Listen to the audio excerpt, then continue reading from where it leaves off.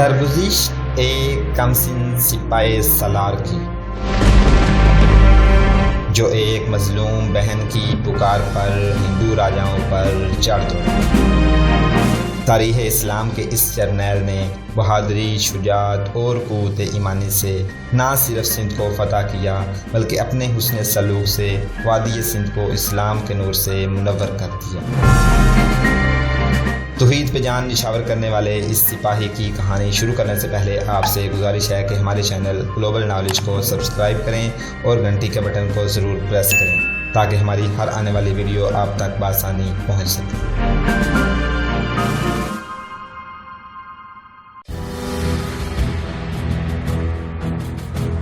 پھر وقت گزرتا گیا اور طاہر کے راج کی سرحدیں پھیلتی چلی گئیں۔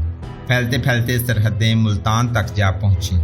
سیستان اور کچھ علاقہ مکران کا بھی ان کی سرحدوں میں آ گیا، اور جنوب میں مالوا اور گجرات کاٹھیا واڑ کے علاقے بھی راجہ طاہر کے زیر نگیں ہو گئے۔ میرانی بڑھاپے میں داخل ہو گئی۔ بلال بن عثمان بھی بوڑھا ہونے لگا تھا۔ وہ ایک دوسرے کو دیکھ دیکھ کر جیتے تھے۔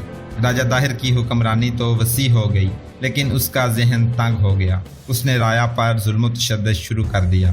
اس وقت طاہر کے ملک میں بدھ مت کے پیروکار زیادہ تھے۔ طاہر خود برہمن تھا۔ بدھ مت کے پیروکار جاٹ تھے۔ ان کی الگ تھلگ قوم تھی۔ طاہر نے ان بدھوں کا جینا حرام کر دیا۔ ان کی عبادت گاہوں کی بے حرمتی کرنے لگا۔ عرب کی اسلامی حکومت کے ساتھ بھی اس نے دشمنی پیدا کر لی تھی۔ جب حجاج بن یوسف عراق کا حاکم بنا تھا اس وقت راجہ طاہر کی مجرمانہ کارروائیاں تیز ہو گئی تھیں۔ عرب سے جو باغی ادھر آتے تھے طاہر انہیں اپنے ہاں پناہ دیتا اور انہیں اسلامی حکومت کے خلاف بھڑکاتا رہتا تھا۔ حجاج بن یوسف کے دل میں انتقام کی آگ بھڑک اٹھی تھی۔ حجاج آدھی سلطنت کا حاکم تھا اور وہ ظالمانہ حد تک سخت گیر تھا۔ اس کے ڈر سے کئی باغی عراق سے بھاگ کر سندھ میں داخل ہو گئے اور راجہ طاہر نے انہیں نہ صرف پناہ دی تھی بلکہ انہیں اسلامی حکومت کے خلاف زمین دوز تحریبی کارروائیوں کے لیے تیار کرتا رہتا تھا۔ یہ وہ وقت تھا جب حجاج بن یوسف کا بھتیجا محمد بن قاسم فارس کا حاکم گورنر تھا اور اس کا دارالسلطنت شیراز تھا۔ اس کی عمر 17 سال تھی لیکن ذہنی لحاظ سے، فہم و فراست اور تدبر کے لحاظ سے وہ تجربہ کار اور منچے ہوئے ادھیڑ عمر آدمی سے زیادہ ذہین تھا۔ یہ ماں کی اور حجاج کی تعلیم و تربیت کا کرشمہ تھا۔ عسکری لحاظ سے وہ منجا ہوا سپہ سالار تھا۔ فارس کے گرد باغی جنگجو تھے۔ فارس کا شہنشاہ بھی ان کی باغیانہ سرگرمیوں کے آگے بے بس ہو گیا تھا۔ محمد بن قاسم نے فن حرب و ضرب کی مہارت اور تدبر سے کردوں کو ایسی لگام ڈالی کہ کرد اس کے اشاروں پر ناچنے لگے تھے۔ اس سے پہلے محمد بن قاسم نے فارس کے ان علاقوں کو فتح کیا تھا جو ابھی سلطنت اسلامیہ میں شامل نہیں ہوئے تھے۔ اس وقت شیراز کو کوئی اہمیت حاصل نہیں تھی۔ یہ معمولی سی ایک چھاؤنی تھی۔ محمد بن قاسم نے تھوڑے سے عرصے میں کچھ علاقے فتح کیے، پھر کردوں کے بے حد خطرناک فتنے کو ختم کیا اور شیراز کو دارالسلطنت قرار دے کر اسے شہر بنانا شروع کیا۔ آج کے شیراز کی بنیاد محمد بن قاسم نے رکھی تھی اور اپنی زندگی میں ہی اسے ایک بڑا اور ہر لحاظ سے اہم شہر بنا دیا تھا۔ اس یتیم اور کمسن مجاہد نے ابھی نقطہ عروج تک پہنچنا تھا۔ اس کا بڑا ہی سخت امتحان ابھی باقی تھا۔ عروج کی پہلی سیڑھی پر اس کا قدم اس وقت کے خلیفہ ولید بن عبد الملک نے اس روز رکھا تھا جس روز محمد بن قاسم نے سالانہ کھیلوں کے مقابلے میں خلیفہ کے بھائی سلیمان بن عبد الملک کو شکست دی تھی۔ سلیمان کو توقع تھی کہ اس کا بھائی خلیفہ ہے اور وہ اس کی عزت بچا لے گا اور اس پر محمد بن قاسم کی فتح کو محض کھیل قرار دے گا، لیکن خلیفہ نے محمد بن قاسم کی جیت میں اس کے ڈھکے چھپے جوہر دیکھ لیے۔ اس روز خلیفہ نے محمد بن قاسم کو اپنے پاس بلایا اور اس کے ساتھ باتیں کی۔ خلیفہ یہ دیکھ کر حیران رہ گیا کہ یہ لڑکا غیر معمولی صلاحیتوں کا مالک ہے۔ وہ اسی عمر میں سپہ سالاری کی سطح کے امور کو سمجھتا اور ان کا تجزیہ کر سکتا ہے۔ ابن یوسف، خلیفہ نے حجاج بن یوسف سے کہا، خدا کی قسم یہ لڑکا عظیم سالار بنے گا اور آنے والی نسلیں اس کے نقش قدم پر چلیں گی۔ اس جیسے انسان اپنی قوم کے لیے خدا کا بہت بڑا انعام ہوا کرتے ہیں۔ اسے لے جاؤ یوسف کے بیٹے، اسے سالاری کے عہدے پر رکھ لو۔ مورخوں نے اس دور کے واقعہ نگاروں کے حوالے سے لکھا ہے کہ محمد بن قاسم کا رنگ گلابی سا تھا، آنکھیں بڑی تھیں، وہ دوسروں کو مسحور کر لیتی تھی، پیشانی چوڑی تھی، بازو لمبے تھے، جسم برا برا تھا اور آواز باری تھی۔ جس میں روب اور جلال تھا، لیکن زبان شیریں تھی، چہرہ کھلا رہتا اور ہونٹوں پر تبسم رہتا تھا۔ محمد بن قاسم بصرہ آیا ہوا تھا، جہاں اس کا چچا حجاج حاکم تھا۔ محمد حجاج نے کہا، مرنے سے پہلے میں اپنی ایک خواہش پوری کرنا چاہتا ہوں۔ کیسی خواہش چچا جان؟ محمد بن قاسم نے پوچھا۔ یہ ان خواہشوں میں سے ہے جو عزم بن جایا کرتی ہیں، حجاج نے کہا۔ میں سندھ کی رائے دہانی کی اینٹ سے اینٹ بجا کر اس ملک کو خلافت اسلامیہ کے زیر نگین لانا چاہتا ہوں۔ مجھے یوں نظر آ رہا ہے جیسے میرا یہ عزم تم پورا کرو گے۔ امیر المومنین کے حکم کی ضرورت ہے، محمد بن قاسم نے کہا۔ حکم لے دیں، میں آپ کا یہ عزم انشاءاللہ پورا کروں گا۔ یہی ایک رکاوٹ ہے، حجاج بن یوسف نے کہا۔ امیر المومنین ابھی اجازت نہیں دے رہا۔ میں اس کوشش میں ہوں کہ مجھے کوئی ایسا جواز مل جائے کہ میں امیر المومنین کو مجبور کر دوں کہ سندھ پر حملے کی اجازت دے دے۔ سندھ بلکہ ملک ہندوستان سے اسلام کے خلاف بہت بڑا فتنہ اٹھ رہا ہے۔ تمہارے اتالیق نے تمہیں بتایا ہوگا کہ جنگ قادسیہ میں سندھ کے راجہ نے فارسیوں کو اپنی فوج بھی دی تھی اور ہاتھی بھی دیے تھے۔ ہاں چچا جان، محمد بن قاسم نے کہا۔ اور اس سے 2 سال پہلے جنگ سلاسل میں آتش پرستوں کی فوج میں ہندو جاٹ بھی تھے جو اپنے آپ کو زنجیروں میں باندھ کر لڑے تھے۔ یہ واقعہ 633 عیسوی 12 ہجری کا ہے، جب مسلمان فارس کی عظیم جنگی قوت کے خلاف لڑ رہے تھے۔ قارئین نے شمشیر بے نیام میں پڑھا ہوگا کہ ایک میدان جنگ میں خالد بن ولید سپہ سالار تھے اور ان کے مقابلے میں فارسیوں کا مشہور جرنیل ہرمز تھا۔ اس کی جارحانہ قیادت کی دہشت تمام عرب ممالک پر اور ہندوستان پر بھی طاری تھی۔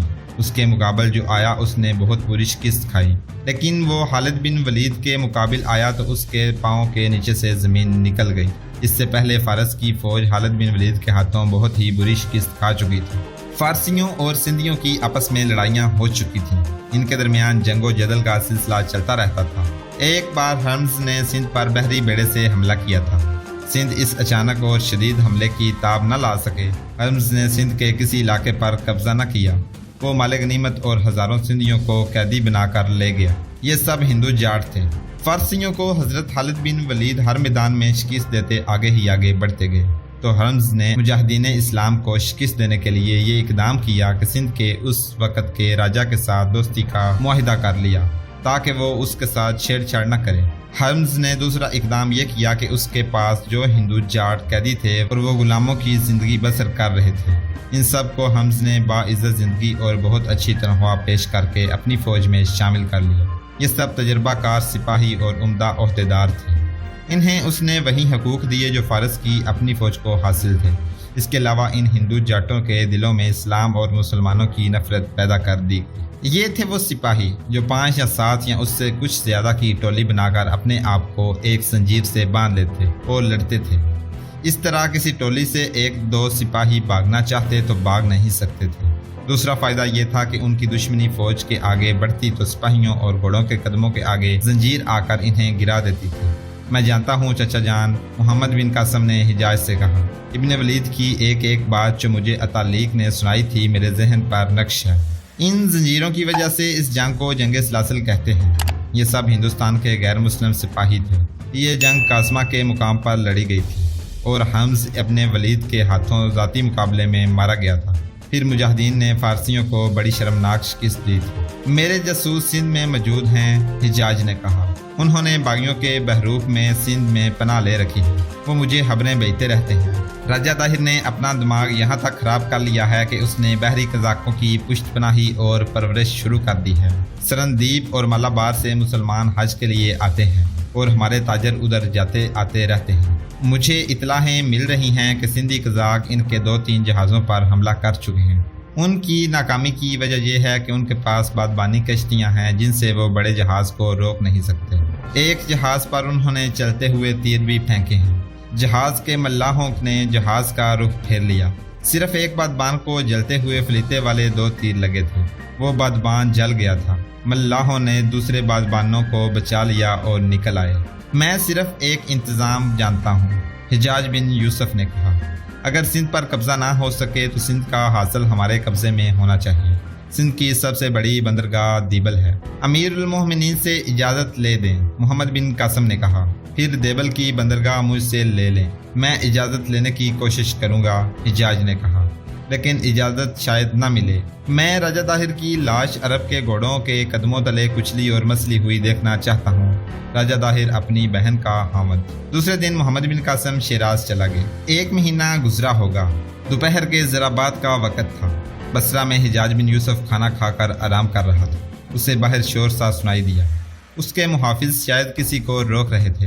اس شور میں حجاج کو کسی کی پکار سنائی دی، یا حجاج یا حجاج، مدد مدد یا حجاج۔ حجاج نے دربان کو بلایا اور پوچھا کہ باہر کیا ہو رہا ہے۔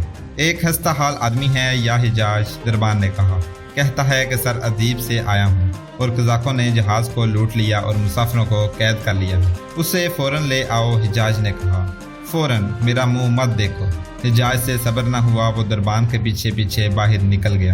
اس کے محل کے باہر ایک آدمی گھوڑے پر سوار تھا۔ گھوڑا بری طرح ہانپ رہا تھا اور یہ گھوڑا پسینے سے نہایا ہوا تھا۔ سوار کا سر جھکا ہوا تھا، اس کی تھوڑی اس کے سینے کے ساتھ لگی ہوئی تھی۔ اس نے سر اٹھایا، اس کی آنکھیں نیم وا تھیں، منہ کھلا ہوا تھا اور ہونٹ سفید ہو گئے تھے۔ یا حجاج، حجاج کو دیکھ کر وہ بولا اور گھوڑے سے اترتے گر پڑا، سنبھل کر اٹھا اور کہنے لگا، سندھ کے قزاقوں نے جہاز لوٹ لیا اور مسافروں کو راجہ کے محل میں لے گئے ہیں۔ سوار کو پانی پلایا گیا۔